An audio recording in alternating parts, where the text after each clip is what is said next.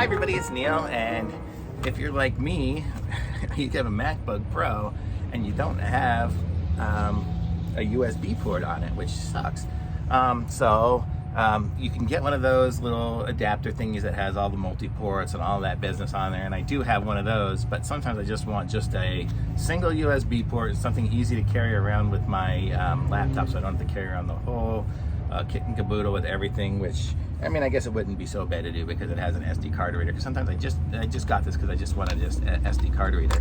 But it comes with two of these things in it, and what these are is they're the USB-C to USB adapters. I mean, they're super cheap, so that's why I figured, okay, I'll get it anyways. But you see, USB-C plugs into my MacBook Pro or anything really, and then that's the USB. And you can see I actually have one here that I already put together, kind of. But what I did was I stuck in my SD card reader for my 3D printer.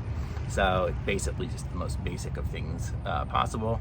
And so, but I keep this, and it's just nice and super small, and I can just keep this with my 3D printer. I just kind of keep it attached to it, so it holds on to that. And then whenever I have, you know, anything to plug into it, or if a friend comes over and wants a print or anything like that, they're able to just easily use this thing without any mess or anything like that. So totally works great. I've been using it basically non-stop because I've been printing with my printer a lot.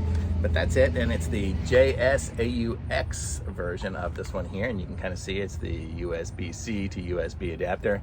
I got two of them. Just it's a good question why. I don't know. It even comes with a user guide. It comes with two user guides, one for each one, I guess, which is weird.